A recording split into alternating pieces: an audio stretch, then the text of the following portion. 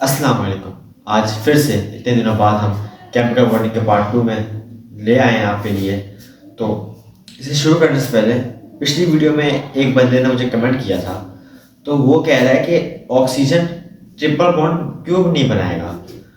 तो इसका जवाब है वो ट्रिपल बॉन्ड बना नहीं सकता। तो मैं आपको बताता हूँ क्यों नहीं बना सकता। क्योंकि देखें ये मेरा मार्कर के लिए चल रहा। चलो मैं ऐसे समझा देता हूँ। ऑक्सीजन के आउटर शेल में ना 6 इलेक्ट्रॉन होते हैं, जबकि उस आउटर शेल में ऐसे 8 इलेक्ट्रॉन होने ज़रूरी हैं।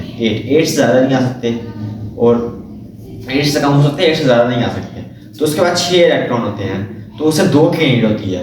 और ट्रिपल कोवलेंट बॉन्ड में हमें 3 की ज़रूरत होती है इलेक्ट्रॉन शेयरिंग की। ठीक है, तो यानी कि जिस भी एटम के आउटर शेल में, एलिमेंट के आउटर शेल में तीन इलेक्ट्रॉन की जगह हो तो वही ट्रिपल कोवलेंट बॉन्ड बना सकता है। मैंने आपको last time triple covalent bond की नाइट्रोजन की मिसाल दी थी। नाइट्रोजन के आखिरी शेल में 5 इलेक्ट्रॉन होते हैं, यानी कि वो ट्रिपल कोवलेंट बॉन्ड बना सकता है क्योंकि उसके 8 की नीड, वो 8 इलेक्ट्रॉन होने चाहिए ना, तो 5 थे उसके पास, 3 की नीड थी। तो यानी कि कम से कम 3 की नीड होना जरूरी है ट्रिपल कोवलेंट बॉन्ड के लिए। समझ आया? तो आपका जवाब यही है कि ऑक्सीजन ट्रिपल बॉन्ड नहीं बना सकता, ट्रिपल कोवलेंट बॉन्ड। ठीक है, तो अब टॉपिक की तरफ आते हैं। इसमें हम पढ़ेंगे नेचर एंड प्रॉपर्टीज।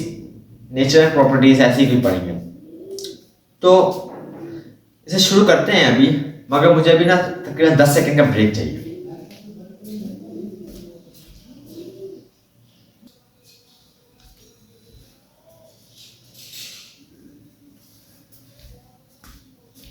हाँ, तो अभी हम ना nature of bonding and properties, इसमें हम आयनिक कंपाउंड और कोवलेंट कंपाउंड और polar and non polar compound और मेटल्स, इनके बारे में स्टडी करेंगे आज की इस वीडियो में। ठीक है, तो स्टडी करने से पहले थोड़ा प्रीवियस जान लेते हैं हमने पढ़ा क्या था।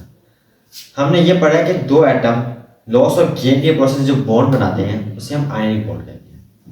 हमने ये भी पढ़ा है कि जो सेम शेयरिंग होती है ना एटम्स की, सेम शेयरिंग से जो बॉन्ड बनता है उसे हम कहते हैं कोवलेंट बॉन्ड।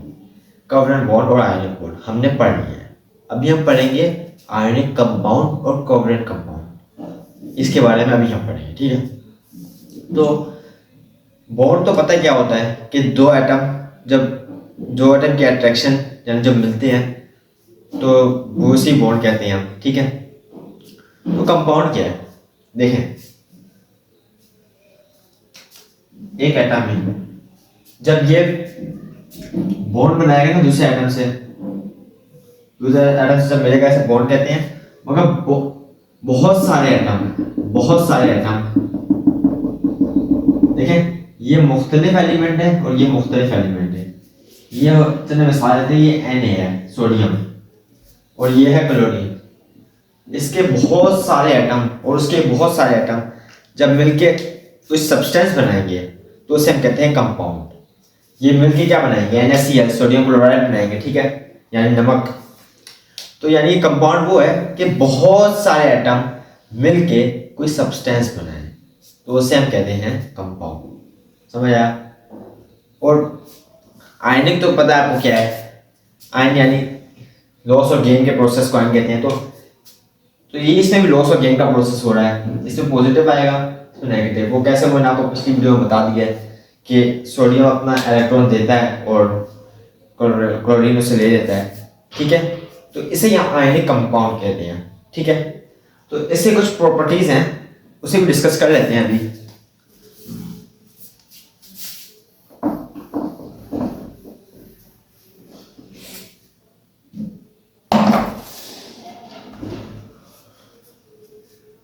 बस 5 सेकंड देना, ठीक है? 5 सेकंड बस।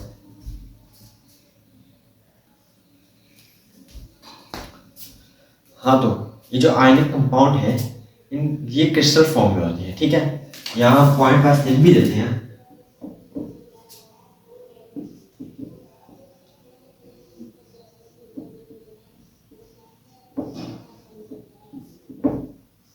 क्रिस्टल फॉर्म असल में मेरा मार्कर चल नहीं रहा, तो मैं ना ये स्क्रीन के नीचे ही रख के बता देता हूँ आपको, ठीक है। ये होते हैं क्रिस्टल फॉर्म में, ठीक है। और इसका सेकंड पॉइंट ये होगा कि ये बहुत ज़्यादा हार्ड होते हैं, हार्ड सख्त होते हैं। और तीसरा ये कि इनका मेल्टिंग और बॉइलिंग पॉइंट बहुत ज़्यादा हाई होता है। एग्जाम्पल ले लें NaCl सोडियम क्लोराइड की, इसका जो मेल्टिंग पॉइंट है ना वो 801 सेंटीग्रेड है, जबकि बॉइलिंग पॉइंट इसका 1413 सेंटीग्रेड, ये बहुत ज़्यादा होता है, ठीक है।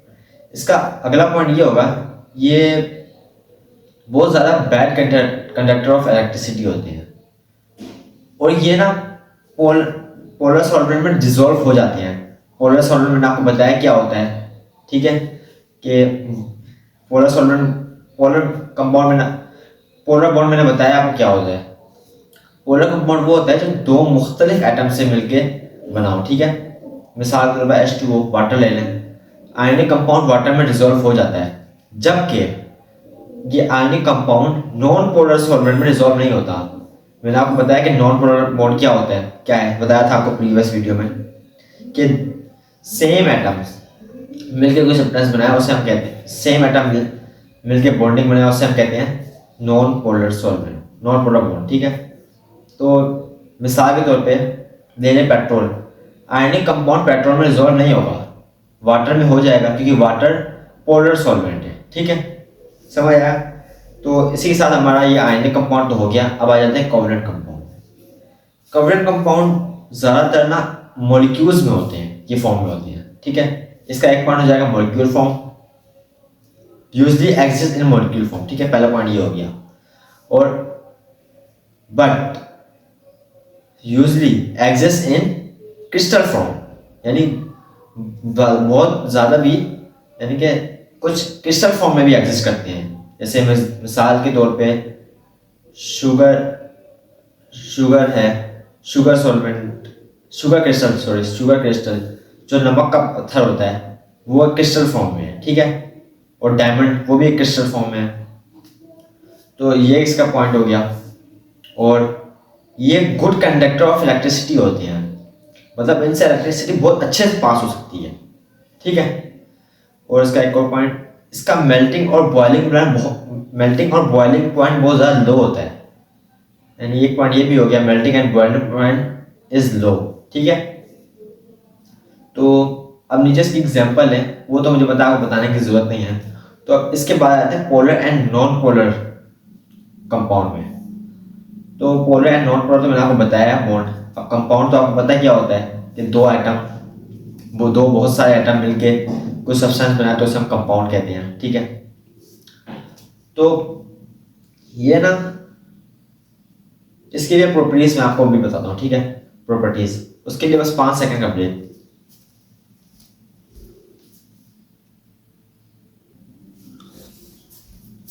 हाँ, तो नॉन पोलर और पोलर कंपाउंड की तरफ आ जाते हैं कि नॉन पोलर कोवलेंट कंपाउंड है, ये इनसॉल्युबल वाटर, ये पानी में डिसॉल्व नहीं होते, ठीक है।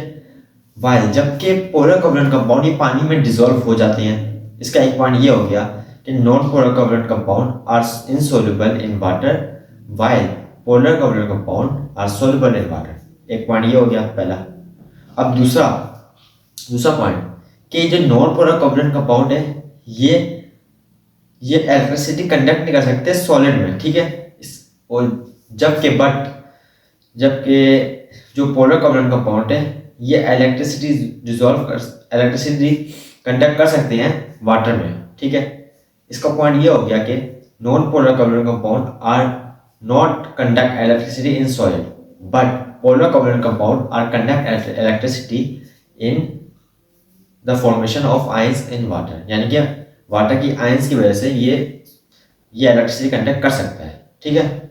अब इसके अगले पॉइंट में ये जो नॉन पोलर कोवलेंट कंपाउंड है ये अपने ही सॉल्वेंट में यानी नॉन पोलर सॉल्वेंट में डिसॉल्व हो जाता है, लाइक पेट्रोल में डिसॉल्व हो जाता है अपने ही सॉल्वेंट में। जबकि जो पोलर कोवलेंट कंपाउंड है ये अपने सॉल्वेंट में डिसॉल्व नहीं होता।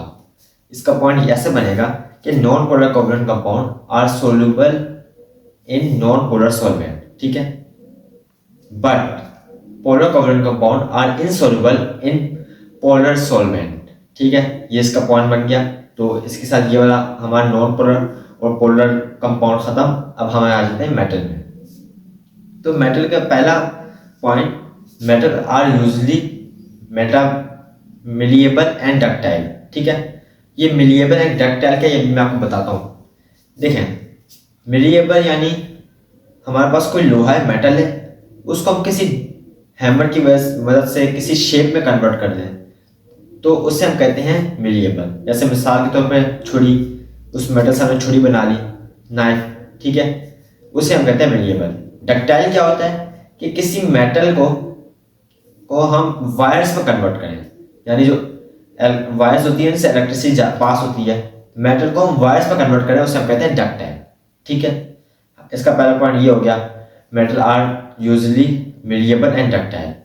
और दूसरा कि ये इनका high melting and boiling point होता है।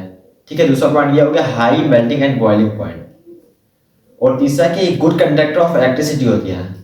तीसरा हो गया गुड कंडक्टर ऑफ इलेक्ट्रिसिटी, क्योंकि ना इनके जो डक्टाइल इलेक्ट्रॉन्स है ना, तो वो फ्रीली मूव करते हैं जिसकी वजह से हीट बनती है, तो इसलिए ये गुड कंडक्टर होते हैं।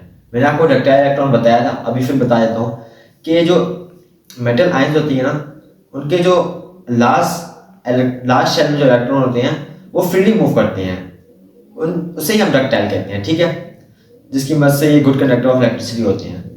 और इसका आखिरी पॉइंट कि इनकी डेंसिटी बहुत ज़्यादा होती है। आखिरी पॉइंट ये होगा कि मेटल हैव हाई डेंसिटीज। ठीक है, तो इसी के साथ हमारा ये चैप्टर पूरा क्लोज हो गया है। तो आपको इसमें कुछ समझ आया या नहीं आया तो आप वो बता सकते हैं।